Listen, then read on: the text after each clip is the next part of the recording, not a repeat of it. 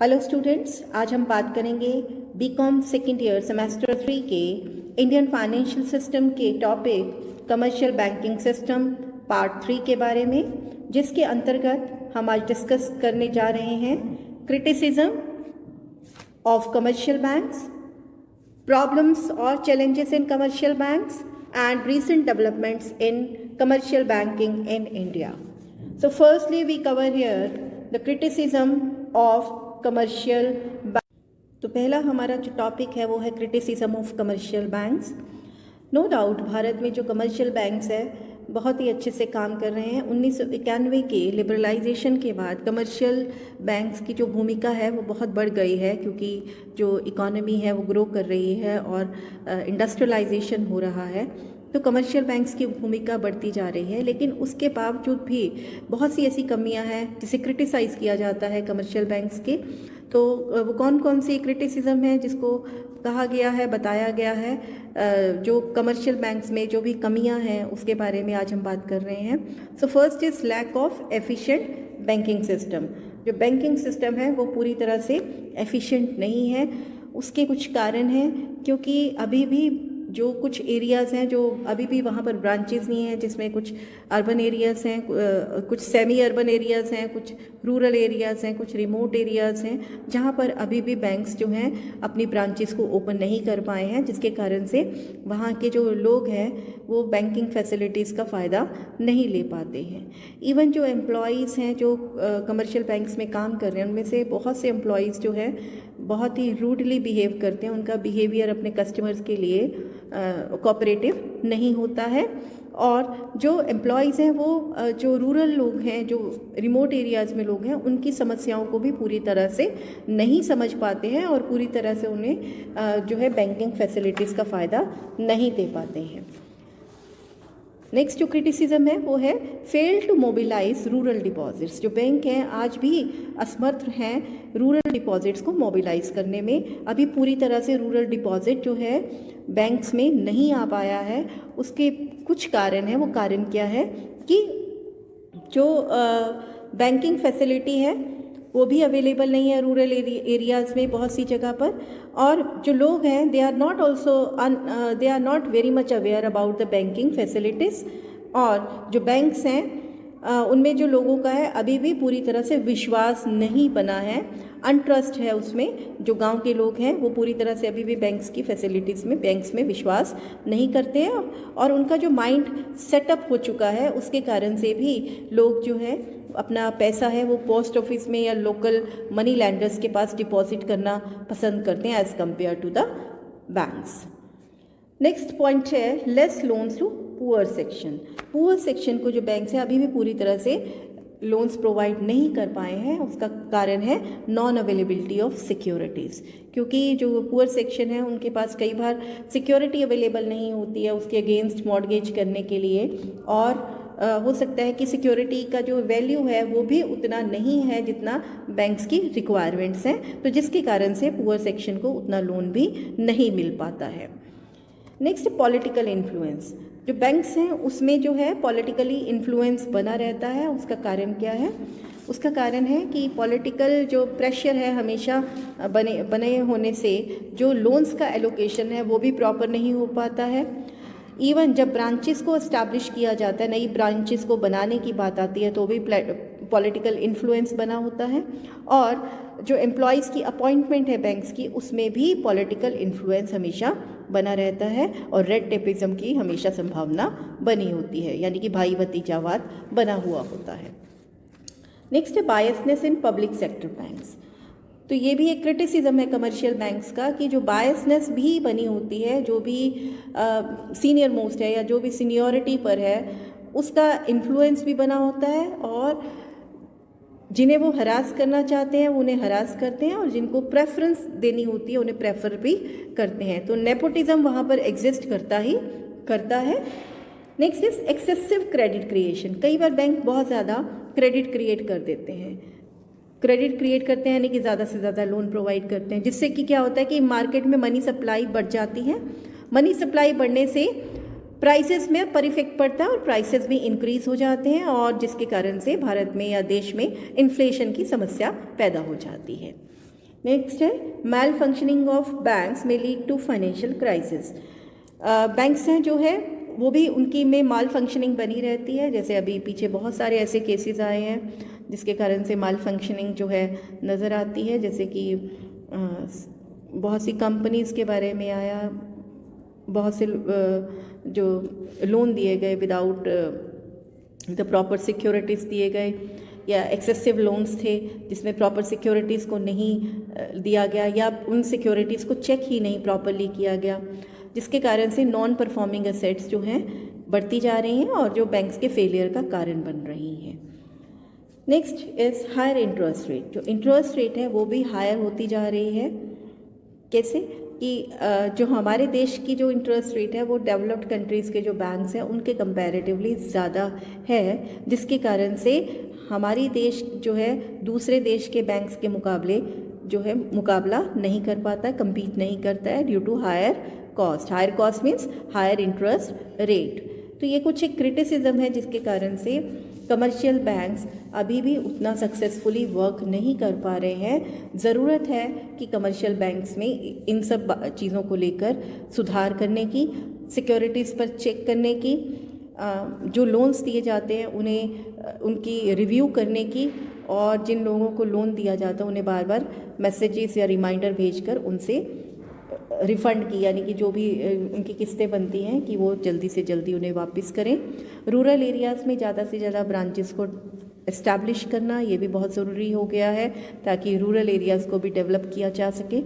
और बायसनेस को रोकने के लिए ज़रूरी है कि अथॉरिटीज़ के ऊपर भी कंट्रोल होना चाहिए। तो इस प्रकार से हम कमर्शियल बैंक्स में सुधार ला सकते हैं। Now we discuss about the problems in commercial banking in India. किस तरह की commercial banks problems face कर रहे हैं इंडिया में। So first is less penetration in rural areas. अभी भी कमर्शियल बैंक्स जो हैं रूरल एरियाज़ में पेंट्रेट नहीं कर पाए हैं, यानी कि उनकी ब्रांचेस अभी भी रूरल एरियाज़ में पूरी तरह से नहीं खुल पाई हैं, चाहे वो रूरल है, चाहे वो सेमी अर्बन है, चाहे वो रिमोट एरियाज़ हैं, अभी भी बैंक्स की पहुंच वहां तक नहीं पहुंची है। Then second is difficulty in compliance with Basel III norms. Basel III norms को अभी भी पूरी तरह से बैंक्स ने को में अप्लाई नहीं किया गया है, पूरी तरह से वो कंप्लाइंस नहीं हो पाए हैं। इसके लिए for this banks will have to increase their capital to comply with this rule. According to this norm, ratio of capital with weighted assets should at least 11.5%. तो अकॉर्डिंग टू दिस नॉर्म क्या है कि ये norm क्या कहता है कि जो उनकी कैपिटल है वो वेटेड एसेट्स का 11.5% कम से कम होनी चाहिए। तो ये जो रूल है इंडिया में जो एप्लीकेबल हो रहा है, इम्प्लीमेंटेड हो रहा है फ्रॉम अप्रैल 1, 2013 से हो रहा है और मार्च 2019 तक कहा गया कि ये कंप्लीट करने के लिए, और इसी कारण से मर्जर्स किए गए बैंक्स में 3 फेजेस में जो मर्जर्स हुए बैंक्स में। बट अभी भी बैंकिंग सेक्टर जो है इंडिया में इस रूल को पूरी तरह से फॉलो नहीं कर पा रहा है। क्यों नहीं कर पा रहा है उसके कारण है क्योंकि क्रेडिट ग्रोथ बहुत ज़्यादा नहीं है, असेट क्वालिटी है जो उसकी वो अच्छी नहीं है, एनपीएस ज़्यादा होती जा रही हैं और प्रॉफिटेबिलिटी भी ज़्यादा नहीं है, जिसके कारण से अभी भी बेसल 3 के रूल्स को पूरी तरह से कंप्लायंसेस में नहीं लाया जा सका है। नेक्स्ट है reduction in quality of assets. जो बैंक्स की असेट्स हैं उसकी जो क्वालिटी है वो बहुत अच्छी नहीं है। उसका रीज़न क्या है कि जब भी लोन्स प्रोवाइड किए जाते हैं तो उनको पूरी तरह से उनका डेप्थ अप्रेजल नहीं किया जाता जो उसके अगेंस्ट मॉर्गेज सिक्योरिटीज़ की जा रही हैं, और मॉनिटरिंग जो लोन की है वो बहुत ही पुअर है, पूरी तरह से चेक नहीं रखा जाता लोन्स के ऊपर। जिन लोगों को लोन्स देना है या जिन ऑर्गेनाइजेशंस को देना है क्या वो समय पर उसकी वापसी भी कर रही हैं या नहीं कर रही हैं, और sometimes loans are not refunded to banks. Even कई बार बैंक्स को वापस भी नहीं किए जाते लोन्स, और जो लोन्स जो हैं वो ब्लॉकेज हो जाती है उनकी एनपीएस में, जो नेगेटिवली इफेक्ट करते हैं बैंक्स की प्रॉफिटेबिलिटी में। तो इस प्रकार से जो है असेट्स की क्वालिटीज़ को बहुत ध्यान में रखने की ज़रूरत है कि उसे प्रॉपरली मेंटेन किया जा सके, प्रॉपरली टाइम पर लोन्स की वापसी ली जा सके और उन्हें डेप्थली चेक भी किया जा सके। The next is no follow up no proper follow up action, तो एक्शन भी नहीं लिया जाता है। जब लोन्स नहीं हो रहे वापस तो उसके अगेंस्ट क्या एक्शन लिया जाए, तो पूरी तरह से फॉलो अप नहीं किया जाता लोन्स का, जिसके कारण से लोन्स जो हैं डूब जाते हैं और असेट्स जो हैं नॉन परफॉर्मिंग असेट्स में कन्वर्ट हो जाती हैं। The next problem is intentional defaulters. तो इंटेंशनल डिफॉल्टर्स कौन है? वो व्यक्ति जो जानबूझकर अपने फ़ायदे के लिए गलत डॉक्यूमेंट्स तैयार करके या किसी भी तरह से बैंक ऑफिशियल्स के साथ कुछ अच्छे रिलेशंस रख के और फिक्टिशियस नेम से अपने लिए लोन्स को क्रिएट कर लेते हैं और बाद में उस लोन को वापस नहीं करते हैं, जिसका नुकसान किसको सहन करना पड़ता है? बैंक्स को सहन करना पड़ता है। एक अगली प्रॉब्लम है वो है हैकिंग की। तो हैकिंग एक समस्या बनती जा रही है और एक तरह का ये साइबर क्राइम भी होता जा रहा है। इन्फॉर्मेशंस को हैक कर लिया जाता है, जिसके कारण से कोई भी उस इन्फॉर्मेशन को यूज़ कर सकता है अपने बेनिफिट्स के लिए। Then rural losses from rural branches. अगली एक समस्या है रूरल ब्रांचेस की, कि जो ब्रांचेस हैं, रूरल ब्रांचेस हैं, उन्हें नुकसान का सामना करना पड़ता है। कारण क्या है? उसकी ऑपरेटिंग कॉस्ट। रूरल ब्रांचेस के कारण बैंक्स को उतना बिजनेस नहीं मिल पाता, लेकिन उनकी ऑपरेटिंग कॉस्ट उतनी ही बनी रहती हैं, जिसके कारण से उन्हें नुकसान होता है। Then increasing banking thefts and frauds. Banks में फ्रॉड्स और बैंक्स में थेफ्ट्स भी बढ़ते जा रहे हैं और फ्रॉड्स की संभावना भी बन रही है, जिससे कि कमर्शियल बैंक्स को नुकसानों का सामना करना पड़ता है। Then losses in rural banks आपका ये हो चुका। देन लार्ज ओवरड्यूज, ये भी एक तरह की समस्या बन रही है बैंक्स के लिए। लार्ज ओवरड्यूज क्या है? कि कई बार जब बैंक्स जो हैं लोन देते हैं अपने रूरल एरियाज़ में, या फार्मर्स को लोन दे देते हैं, आर्टिसंस को लोन दे देते हैं, जिनके कारण से एक लार्ज अमाउंट ओवरड्यू हो जाता है, लेकिन बाद में जो गवर्नमेंट्स हैं उनके अपने वोट बैंक के कारण या किसी और कारण से उनके जो है लोन्स को माफ़ कर देती हैं, जिसका पूरा नुकसान किसको सहन करना पड़ता है? बैंक्स को करना पड़ता है। जैसे कि यहाँ पर एक एग्जाम्पल भी दिया है, the decision of the former national front government to waive all loans of farmers up to the value of rupees 10,000 crore has added to the plight of such banks. तो 10,000 करोड़ का उन्होंने फार्मर्स का लोन जो है उसे वेव कर दिया था, जिसके कारण से बैंक्स को नुकसान सहन करना पड़ा। Next problem is of non performing assets. Non performing assets क्या होती हैं? जब कोई सी लोन की वापसी नहीं होती है कुछ समय के अंदर, जब भी उनका ड्यू है, तो उसके बेस पर वो असेट क्या क्रिएट बन जाती है? Non performing asset. वो लोन नॉन परफॉर्मिंग एसेट्स में आ जाता है, क्योंकि उसके इंटरेस्ट की और उसके इंस्टॉलमेंट की वापसी नहीं हो पा रही है, और कई बार ये पैसा डूब भी जाता है, बैड डेट्स हो जाते हैं, जिसके कारण से कमर्शियल बैंक्स जो हैं को जो है बहुत ही नुकसान सहन करना पड़ता है, और कई बार बैंक्स लॉसेज में भी आ जाते हैं। और इन्हीं नॉन परफॉर्मिंग एसेट्स के कारण से बेसल 3 के अकॉर्डिंगली जो मिनिमम कैपिटल एडिक्वेसी रेशियो है उसे भी मेंटेन करना मुश्किल हो गया है, क्योंकि बैंक्स को नॉन परफॉर्मिंग एसेट्स के कारण नुकसान हो रहा है, वो लॉसेस में आ जाती हैं।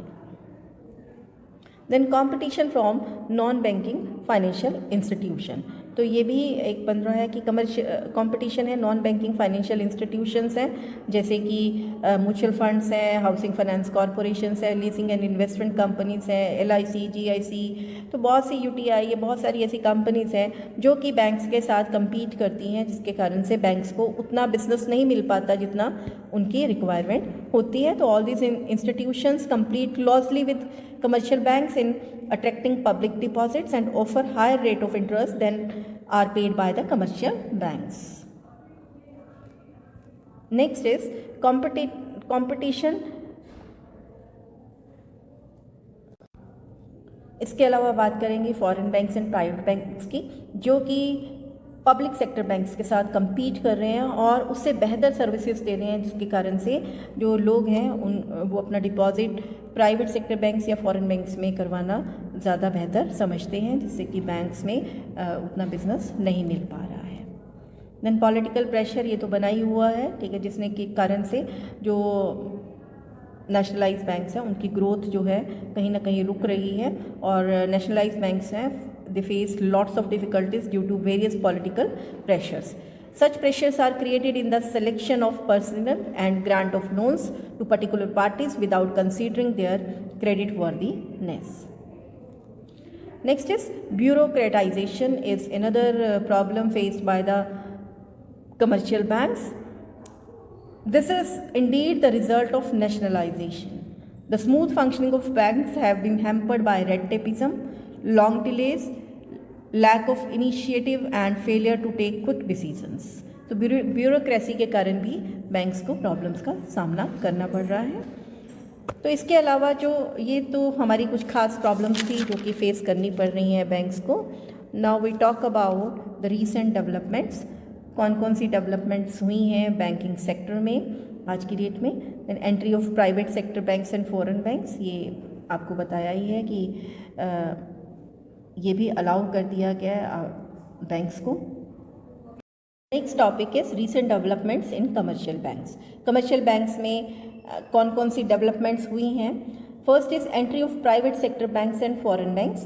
प्राइवेट सेक्टर बैंक्स और फॉरेन बैंक्स को भी अलाउ कर दिया है कमर्शियल बैंक्स के साथ साथ वर्क करने के लिए आफ्टर 1992-93. तो आज एट प्रेजेंट प्राइवेट बैंक्स हैं जो 25 वर्क कर रहे हैं इंडिया में और foreign banks 44 foreign banks India में वर्क कर रहे हैं. The liberalised branch expansion.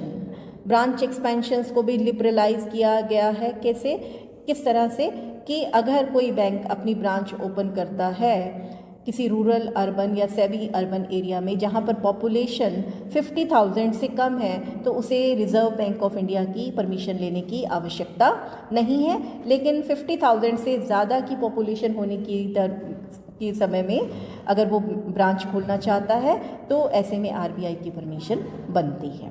Then deregulation of interest rate. Banks ने अपनी इंटरेस्ट रेट को भी फ्री कर दिया है. They are free to fix interest rate which increase competition among the branches. Then introduction of capital adequacy rate, ये भी India में ज़रूरी किया जा रहा है कि बाय मार्च 2019 तक के बेसल 3 नॉर्म्स के अकॉर्डिंगली कैपिटल एडिक्वेसी रेशियो को अप्लाई कर दिया जाए बैंक में. और इसी चीज़ को ध्यान में रखते हुए मर्जर्स को किया गया, बैंक मर्ज किए गए 3 फेजेस में. तो उसमें परमिशन दी गई to public sector banks to sell their shares. जो बेसल 3 के रूल्स को जो है फॉलो किया जा सके, ये कोशिश की जा रही है कि कैपिटल एडिक्वेसी रेशियो को मेंटेन किया जा सके. Then introduction of internationally accepted norms of income recognition. तो इसको भी अप्लाई किया गया है कि जो भी इंटरनेशनली एक्सेप्टेड नॉर्म्स हैं इनकम रिकग्निशन के उसे फॉलो किया जा सके. Then permission to public sector banks to sell their shares. Public sector banks को भी परमिट किया गया कि वो अपने शेयर्स को बेचें. किसको बेचें? पब्लिक को बेचें. और public is allowed to subscribe 49% of the capital of public sector banks. तो पब्लिक के हाथ में 49% जो है शेयर्स आ चुके हैं बैंक्स के. और इसमें जो सबसे पहले जो बैंक था जिसने सबसे पहले पब्लिक को अपने शेयर्स बेचे थे वो था State Bank of India. 52% shares अभी भी गवर्नमेंट के हाथ में है. Next is liberalisation of investment norms. Investment norms को भी लिबरलाइज्ड किया गया है. Banks are permitted to invest in long term fixed income instruments subject to the condition that these instruments should have approved rating. ठीक है कि वो उन जगहों पे उन इंस्ट्रूमेंट्स में डाल सकते हैं, लॉन्ग टर्म फिक्स्ड इनकम में अपना पैसा जो है लगा सकते हैं, लेकिन उसके लिए ज़रूरी है कि इन सिक्योरिटीज़ को रेटिंग करवाया गया हुआ हो. Then core banking facility is very important banking facility at present in India. Core banking system के अंदर सभी बहुत सारी ब्रांचेस को कोर बैंकिंग सिस्टम के अंदर लाया गया है. इससे क्या फ़ायदा हो रहा है कि कोई भी कस्टमर किसी और शहर में अगर जिस शहर में वो डील कर रहा है, जिस भी ब्रांच में डील कर रहा है, वो देश के किसी भी कोने से अगर उसकी ब्रांच CVS के अंडर आ रही है, कोर बैंकिंग सिस्टम की आ रही है, तो देश के किसी कोने से सेम बैंक में जाकर किसी भी ब्रांच के साथ में अपने अकाउंट में डील कर सकता है. तो ये कोर बैंकिंग फैसिलिटी है. नेक्स्ट है ई बैंकिंग. ई बैंकिंग आज के जैसे लॉकडाउन है और बहुत ही समय में कोविड-19 के कारण परिवर्तन आया, तो ई बैंकिंग बहुत ज़्यादा पॉपुलर हो गया है, जिसमें नेट बैंकिंग, मोबाइल बैंकिंग ये सब शामिल किया गया और कस्टमर्स जो हैं घर बैठे ही किसी भी तरह से अपने, चाहे वो बिल की पेमेंट है, मोबाइल रिचार्ज है, या किसी भी तरह की और इंश्योरेंसेस की पेमेंट है, या कोई मनी ट्रांसफ़र की बात है, जैसे NEFT है, RTGS है, तो ECG है, ECS है, यानी कि इलेक्ट्रॉनिक क्लियरिंग सिस्टम है। तो किसी भी तरह से अपने यहाँ पर बैठकर ये सब काम कर सकते हैं, घर बैठे बैठे अपने मोबाइल की, अपने नेटवर्क की सहायता से। देन है deep penetration of ATMs machine. ये एक नई, ये भी फैसिलिटी है बैंक्स की।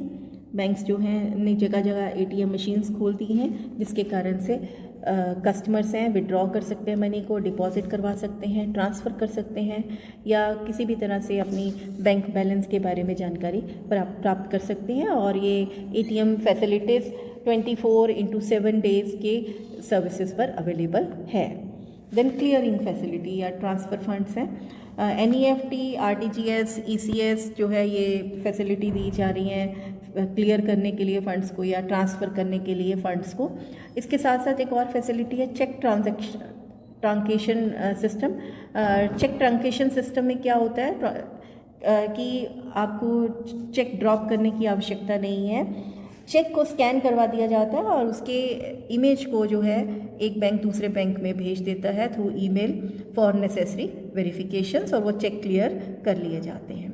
तो इस प्रकार से जो है बैंक्स जो हैं डिफरेंट फैसिलिटी प्रोवाइड कर रहा है, किस डेवलपमेंट्स होती जा रही हैं। इसके अतिरिक्त जो है CRR और SLR को, यानी कि कैश रिजर्व रेशियो और स्टैट्यूटरी लिक्विडिटी रेशियो को रिड्यूस कर दिया गया है।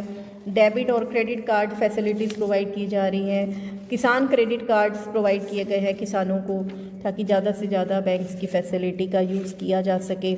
और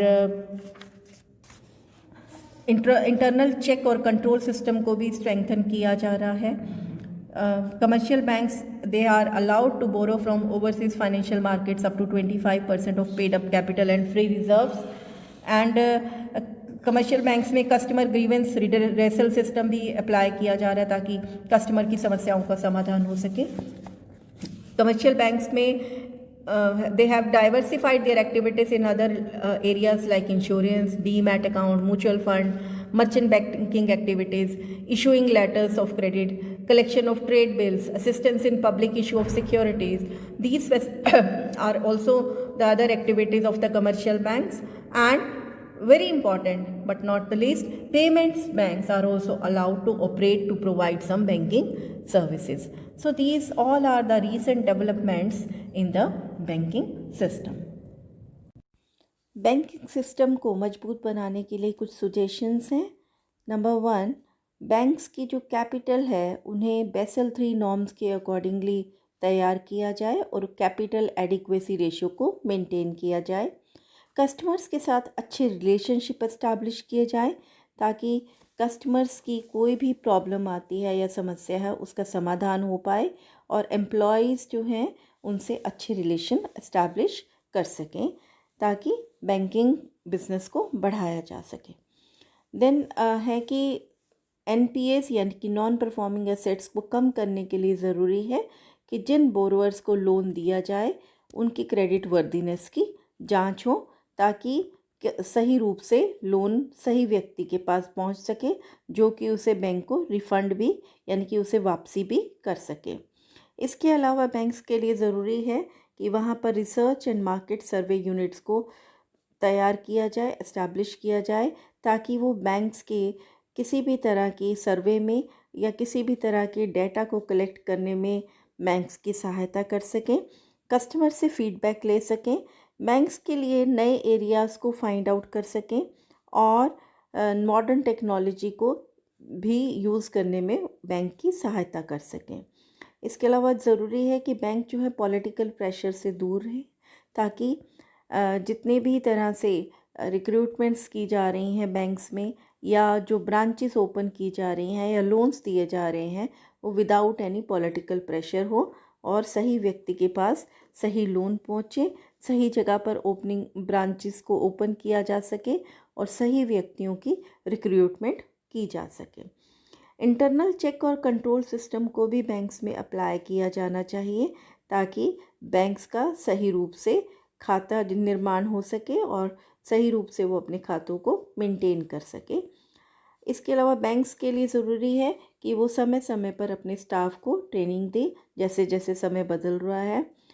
बहुत सी नई चीज़ें जैसे कि ई बैंकिंग मार्केट में आ गई है, कंप्यूटराइजेशन होता जा रहा है, तो ऐसे में ज़रूरी है कि स्टाफ को नई टेक्नोलॉजी से अवगत कराने के लिए उन्हें समय समय पर ट्रेनिंग दी जानी चाहिए और वो सही डिसीजंस को बैंक के लिए ले सकें। बैंक्स का डिजिटलाइजेशन भी किया जा रहा है और उन्हें कंप्यूटराइज्ड कर दिया गया है और सभी तरह के काम के लिए ज़रूरी है बैंक्स के कि बैंक का गवर्नेंस, गुड गवर्नेंस हो, वो सही नियमों में रहते हुए सही रूप से काम करें। और बैंक्स में मर्जिंग भी हो रही है। अभी 3 फेजेस में बैंक्स को मर्जर किया गया है ताकि जो हेल्दी पब्लिक सेक्टर बैंक्स या हेल्दी बैंक्स को क्रिएट किया जा सके, जिससे कि वो पूरी एफिशिएंसी से वर्क कर सकें। तो इस प्रकार से यहाँ कुछ सुजेशंस हैं जो कि बैंकिंग सिस्टम को स्ट्रॉन्ग बनाने में सहायक हैं। Thank you.